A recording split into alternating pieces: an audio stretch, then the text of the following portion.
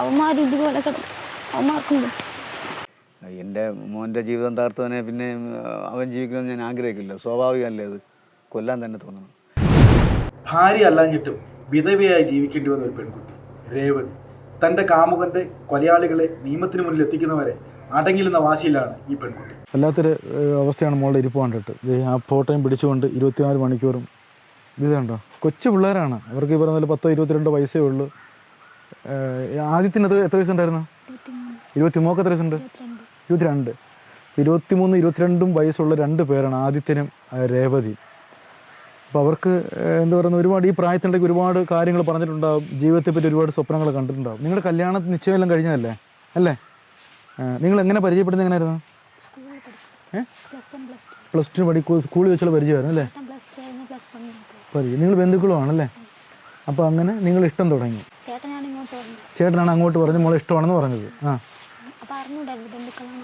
അറിഞ്ഞൂടായിരുന്നു. ബന്ധുക്കളാണെന്ന് അറിയുന്നു. അങ്ങനെ നിങ്ങൾ എത്ര വർഷം പ്രണയിച്ച്? 6 വർഷം പ്രണയിച്ചു. 6 വർഷം പ്രണയിക്കുമ്പോൾ സ്വാഭാവികമായിട്ട് ഒരുപാട് കാര്യങ്ങളൊക്കെ കല്യാണം വരെ തീരുമാനിച്ചു. 2 വീട്ടുകാർക്ക് അറിയാമായിരുന്നോ? അവരുടെ വീട്ടിലും അറിയാമോ? ആദ്യത്തിൻ്റെ വീട്ടിലും അറിയാമായിരുന്നോ? പറഞ്ഞു. അപ്പോഴാണ് ഇങ്ങനെ അച്ഛൻ്റെ അമ്മയുടെ പേരൊക്കെ പറഞ്ഞപ്പോഴാണ് റിലേറ്റീവ് ആണെന്ന് അറിയുന്നത്. അപ്പോൾ അവരുടെ വീട്ടിൽ, ആദ്യത്തിൻ്റെ വീട്ടിലും പ്രശ്നങ്ങളൊന്നുമില്ല, ഇവിടെ വന്നപ്പോഴും പ്രശ്നമൊന്നുമില്ല ഇല്ല. അപ്പോൾ നിങ്ങൾ ഇനി കല്യാണം കഴിക്കാനുള്ള തീരുമാനം എടുത്തു. അപ്പോൾ ആദ്യത്തിന് ജോലി ആയിരുന്നോ? എന്ത് ജോലിയായിരുന്നു? IT പോയി. പിന്നെ ചിക്കൻ ബോക്സ് ഒക്കെ ഇടയ്ക്ക് വന്ന് ആയിട്ട് നിർത്തിയായിരുന്നു. വീട്ടിലെ സാഹചര്യങ്ങളെ കൊണ്ട് പപ്പട കമ്പനി അടുത്തുള്ള പരിചയമുള്ള പട്ടേക്കാരാണ്. അവിടെ കുറച്ച് ദിവസം അവിടെ പോയി. അപ്പോഴാണ് ജിബിനെന്ന് പറഞ്ഞവന് അവിടെ ജോലിക്ക് വന്നിട്ട് അങ്ങനെ പിന്നെ കല്യാണ ടൈമൊക്കെ ആയപ്പോൾ ആ ടൈം തൂറ്റില്ല ജോലിക്ക്. പിന്നെ അപ്പം അങ്ങനെ ജോലിയൊക്കെ ആയി. അപ്പോൾ ജീവിക്കാനുള്ള കാര്യങ്ങളൊക്കെ തീരുമാനം എടുത്ത്. ഈ കല്യാണം നിശ്ചയം കഴിഞ്ഞായിരുന്നോ? നിശ്ചയം കഴിഞ്ഞു, മോതിരമാറ്റെല്ലാം കഴിഞ്ഞല്ലേ? അപ്പോൾ ആദ്യത്തെ ഏട്ടൻ മോതിരം എന്ത് ചെയ്യും? ഊരി വെച്ചോ? സഹിക്കാൻ പറ്റുന്നില്ലല്ലേ? അപ്പോൾ എന്താ ശരിക്കും പറഞ്ഞത് ആദ്യത്തിന് എന്താ സംഭവം? ആദ്യത്തിന് ഇത്ര ശത്രുക്കളുണ്ടാവുള്ള കാര്യം എന്താ? സാമ്പത്തികമായിട്ട് കൂട്ടുകാരെ സഹായിക്കാൻ ഭയങ്കര ഇഷ്ടമാണ്. എല്ലാവരും സഹായിക്കും. എന്തെങ്കിലും അവർക്ക് അച്ഛനും അമ്മയും ആശുപത്രിയിലാകുമ്പോഴേ അപ്പോൾ വണ്ടിയൊക്കെ പണയം വെക്കാൻ വേണ്ടി കൂടെ പോകും. ആരെ കൂടെ കൂട്ടാൻ്റെ അച്ഛനും വയ്യായാലും എല്ലാം സഹായിയാണ് എല്ലാവർക്കും. വീട്ടിൽ കൊണ്ടാക്കിയിട്ടേ വീട്ടിൽ വരുള്ളൂ. അങ്ങനെ എന്താ, ആരാണ് ഈ ചതി ചെയ്തത്? അവനെ ഇല്ലാതാക്കിയത് ആരാണ്? ജിബിൻ എന്ന് പറഞ്ഞത്. ജിബിൻ. അപ്പോൾ ഈ ആദ്യത്തിന്റെ സുഹൃത്താണോ? സുഹൃത്തല്ല, അങ്ങനെ പരിചയമൊന്നുമില്ല. അത്ര കൂട്ടുമല്ല. എന്തെങ്കിലും ആവശ്യമുള്ള വണ്ടിയൊക്കെ പണയം വെക്കാൻ അങ്ങനെ ഈ പണയം വെക്കുന്ന മനസ്സിലായി. ആദ്യത്തെ വണ്ടി കച്ചവടമാണോ? ചേട്ടൻ വണ്ടി കച്ചവടം. ഈ എന്തെങ്കിലും അത്യാവശ്യം പെട്ടെന്ന് എന്തെങ്കിലും കയ്യിലൊന്നും പൈസ ഇല്ലെങ്കിൽ വണ്ടി കൊണ്ട് വയ്ക്കാൻ വേണ്ടി പോകും. ഈ വേറെ ആരെങ്കിലും വണ്ടി ഉണ്ടെങ്കിൽ ആദ്യത്തെ കൊണ്ട് പണയം വെച്ചു കൊടുക്കും. കൂട്ടുകാരന് കൂടെ പോകും. വണ്ടി പണയം വെക്കുവോ? കൂടെ അറിയാന്നുള്ള ചേട്ടനായോണ്ട് പോകും. അപ്പൊ അത് വണ്ടി പണയം വെച്ചെന്ന് പറഞ്ഞ കൊല്ലുന്ന ഒരാളെ പൈസ കൊടുക്കാനുണ്ടെന്ന് പറഞ്ഞ് വിളിച്ചു. അങ്ങനെ ഞാൻ ചേട്ടനെ കണ്ടെന്ന് അന്ന് കണ്ടോ? മോള് കണ്ടോ? ഒരു 5 മണിയൊക്കെ ആയപ്പോൾ ഞാൻ കണ്ടു തുടങ്ങാൻ വെച്ചു. ഞാൻ ജോലി കഴിഞ്ഞിട്ട് വന്നപ്പോൾ ചേട്ടൻ അവിടെ നിൽക്കും. ചേട്ടൻ എന്നെ വിളിച്ചിങ്ങോട്ട്. എന്താടാ നിൽക്കുന്നത്? അത് ഒരു ആവശ്യത്തിന് നിൽക്കണമെന്ന് പറഞ്ഞു. ഞാൻ ജോലിക്ക് പോയിട്ട് വന്നതെന്ന് പറഞ്ഞു. ശരി, വീട്ടിൽ പോകണല്ലോ. ഞാൻ വീട്ടിൽ പോകാൻ നീ മക്കൾ പെട്ടെന്ന് പോകുന്നു പറഞ്ഞു. ഇതിൻ്റെ എൻ്റെ അനിയത്തെ വിളിച്ച് പറഞ്ഞു അവളുടെ പെട്ടെന്ന് വീട്ടിലെത്ത്, അവിടെ നിൽക്കേണ്ട, പെട്ടെന്ന് ആട്ട പിടിച്ച് പെട്ടെന്ന്. അന്ന് അവസാനം കണ്ട് ഇതാണ് പറഞ്ഞത്, നമ്മൾ വീട്ടിൽ പെട്ടെന്ന് പോകാൻ പറയുന്നത്. പിന്നെ അറിയുന്ന മരണ വാർത്തയല്ലേ? വെട്ടി തുണ്ടവാക്കിയ പോകാൻ വിളിച്ചേട്ടാ. വീട്ടിൽ നീ അങ്ങോട്ട് വിളിച്ചേട്ടാ, പ്രശ്നമുണ്ട്? ഇല്ല മക്കളൊരു പ്രശ്നമില്ല, ഞാൻ വിളിക്കാം എന്ന് പറഞ്ഞ് കട്ട്. പിന്നെ കാണുന്നത് മരണ വാർത്തയാണ് അല്ലേ? സാധാരണയായിട്ട് ഞാനൊരു ചോദ്യം ചോദിച്ചു. സാധാരണയായിട്ട് ഇങ്ങനെ ഒരു പ്രണയമുണ്ട്, ആള് മരിച്ചും പോയി. അപ്പോൾ ഇങ്ങനെയുള്ള പെൺകുട്ടികൾ ക്യാമറയ്ക്ക് മുമ്പിൽ പ്രതികരിക്കാൻ തയ്യാറാവത്തില്ല. വേറൊരു ജീവിതം കിട്ടുമെന്നുള്ള പ്രതീക്ഷയിൽ അവർ പലപ്പോഴും ഒഴിഞ്ഞു മാറും. മോൾ എന്താ ക്യാമറയ്ക്ക് മുമ്പിൽ പ്രതികരിക്കാൻ തയ്യാറായ? എന്താ? നീതി കിട്ടണം. അത് പറ. ചേട്ടന് അവന്മാർ ഇതുപോലെ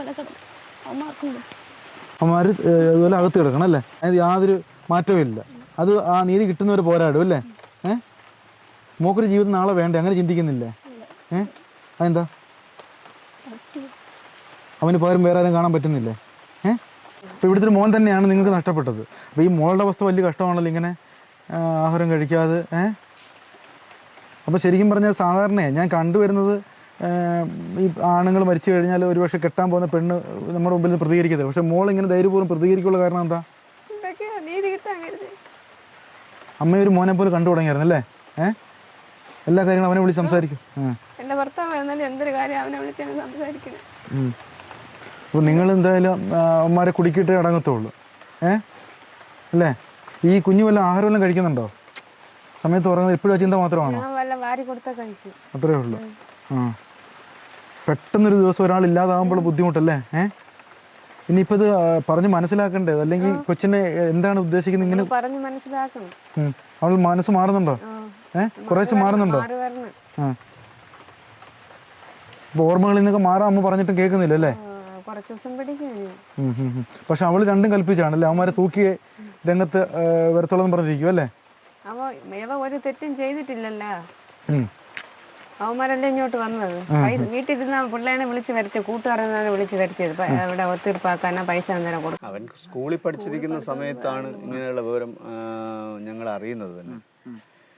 അപ്പോൾ അപ്പോഴൊന്നും ഞാൻ ഇവരോട് സംസാരിച്ചില്ല. അങ്ങനെ ഒരു ദിവസം ആ രേവതിയുടെ അച്ഛനും അമ്മയും ഞങ്ങൾ ആലമ്പറ്റയിൽ താമസിക്കുമ്പോൾ അവിടെ വന്നിരുന്നു. അവർ നേരിട്ട് നിങ്ങളുടെ വന്നു വന്നപ്പോഴാണ് ഇത് സത്യമാണെന്ന് ഞാൻ മനസ്സിലാക്കുന്നത്.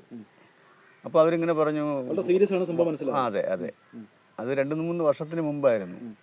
അപ്പോൾ അന്ന് അവർ വീട്ടിൽ വന്ന് സംസാരിക്കുമ്പോൾ ഞാൻ അവരോട് പറഞ്ഞത്, മോനിപ്പം 15-16 വയസ്സല്ലേ ആയുള്ളൂ. അത്രേ ഉള്ളൂ. 16 വയസ്സല്ലേ വരുന്നത്.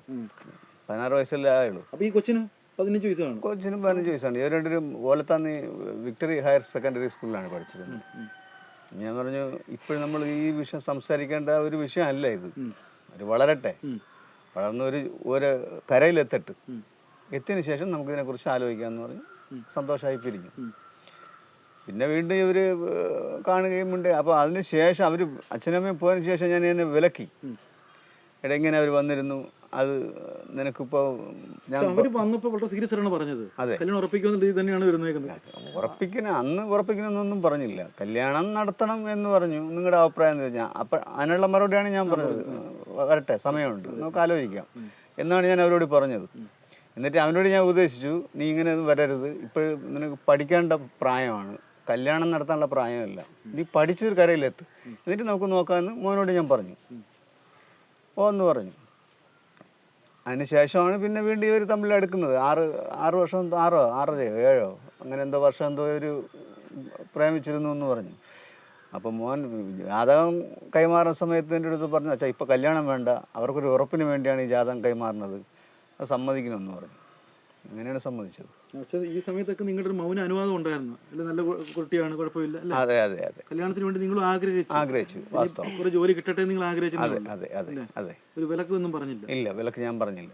അതിനുശേഷം നിങ്ങൾ 2 കുടുംബമായിട്ട് നല്ല ബന്ധത്തിൽ മുന്നോട്ട് പോവുകയായിരുന്നു. ആ കുടുംബമായിട്ട് നിങ്ങളുടെ പ്രശ്നങ്ങളൊന്നും ഒരു പ്രശ്നമില്ല. ഈ കല്യാണം നിശ്ചയിക്കാനുള്ള കാര്യം പിന്നെ എന്തായിരുന്നു? കല്യാണം നിശ്ചയിക്കാനുള്ള കാര്യം യവൻ എന്നെ നിർബന്ധം പറഞ്ഞു, കല്യാണം നിശ്ചയിക്കണം, ഞാൻ അവിടെ എപ്പോഴും പോകുന്നുണ്ട്, അപ്പോൾ അവർക്ക് ഒരു ബുദ്ധിമുട്ടാണ്. ഒരു അന്യൊരു പുരുഷൻ ഒരു വീട്ടിൽ പോകുമ്പോൾ അവർക്കൊരു ഫീൽ ഉണ്ടാവുമല്ലോ. അപ്പോൾ അങ്ങനെ ഫീൽ വരാതിരിക്കാൻ വേണ്ടിയാണ് ഞാൻ ഈ ജാതകം കൈമാറി കൊടുത്തത്. അപ്പോഴും നമുക്ക് ഇഷ്ടമുണ്ടായിരുന്നു, കുട്ടിയൊക്കെ ഇഷ്ടമുണ്ടായിരുന്നു, ആദ്യം മുതലേ ഇഷ്ടമുണ്ടായിരുന്നു. ഈ കല്യാണം അങ്ങനെ ഉണ്ടെങ്കിൽ എന്നത്തേക്ക് നടത്താനായിരുന്നു മനസ്സിലുള്ള പ്ലാൻ? എങ്ങനെയായിരുന്നു അത്? മൂത്ത ചിങ്ങത്തിലൊരു ഡേറ്റ് കുറിക്കാന്ന് പറഞ്ഞു. അപ്പോഴതിലേക്ക് മൂത്തവന് കല്യാണം നോക്കാൻ സമ്മതിച്ചു. അങ്ങനെ 2 കല്യാണം അടുത്തടുത്ത് നടത്താൻ വേണ്ടിയുള്ള പ്ലാനായിരുന്നു അല്ലേ? ഇത് ശരിക്കും പറഞ്ഞാൽ നിങ്ങളെ 2 ഒരു ദിവസം നടത്താനാണ് പ്ലാൻ. അങ്ങനെയാണ് എൻ്റെ ഒരു ആഗ്രഹം ഉണ്ടായിരുന്നത്. യഥാർത്ഥം നിങ്ങളെപ്പോലെ തന്നെ ആ കുട്ടിക്ക് ഒരുപാട് ഷോക്ക് ആയിക്കണം പെട്ടെന്നല്ലേ? തീർച്ചയായിട്ടും. ഇല്ലെന്ന് പറയാൻ ഒക്കത്തില്ല. കുട്ടിയുടെ കാര്യം ആലോചിക്കുമ്പോഴാണ് എനിക്ക് ഇപ്പോഴും വിഷമം. കാരണം അത്രത്തോളം ഇവൻ ഇഷ്ടപ്പെട്ടിരുന്നു. ഇവിടെ വന്നപ്പോൾ ഈ കുട്ടി ഈ മോൻ്റെ ഷർട്ടൊക്കെ എടുത്ത് നോക്കുമായിരുന്നു? ഇവിടെ വന്നപ്പോൾ ഷർട്ട് എടുത്ത് വെച്ച് ഭയങ്കര കരച്ചിലായിരുന്നു. അത് കണ്ടിരിക്കാൻ നമുക്കൊരു വലിയ വിഷമം അല്ലേ? ആ ഷർട്ട് അവൾ കൊണ്ടുപോവുകയും ചെയ്തു. ഇപ്പോഴുള്ള അടുത്തുണ്ട് ആ ഷർട്ട്. ചെറിയ പ്രായമാണെങ്കിൽ ഒരുപാട് പ്രതീക്ഷകൾ, സ്വപ്നങ്ങളൊക്കെ മെനയുന്ന പ്രായമാണല്ലോ. അതെ. ഒരുപാട് യാത്ര ചെയ്താണ്, ഒരുപാട് സംസാരിക്കുകയാണ്. പെട്ടെന്ന് ഒരാൾ ഇല്ല എന്ന് പറയുമ്പോൾ ആ കൊച്ചിനും ഉൾക്കൊള്ളാൻ വലിയ പാടായിരിക്കും. അച്ഛൻ എന്താ പറഞ്ഞ് ആശ്വസിപ്പിച്ചു? എന്തെങ്കിലും മിണ്ടിയായിരുന്നു കൊച്ചിനോട്? ഞാൻ എന്ത് പറഞ്ഞ് ആശ്വസിപ്പിക്കാൻ, എനിക്ക് വാക്കുകളില്ലായിരുന്നു അപ്പോഴതാണ് സത്യം. അത്രയും മനസ്സിന് വേദന തന്നൊരു സമയമായിരുന്നു അത്. എൻ്റെ മോൻ്റെ ജീവിതം തകർത്തവനെ പിന്നെ അവൻ ജീവിക്കണമെന്ന് ഞാൻ ആഗ്രഹിക്കില്ല. സ്വാഭാവികമല്ലേ അത്? കൊല്ലാൻ തന്നെ തോന്നണം. അതിനപ്പുറം അവനൊരു വിധി ശിക്ഷ ഇല്ല എൻ്റെ അഭിപ്രായത്തിൽ.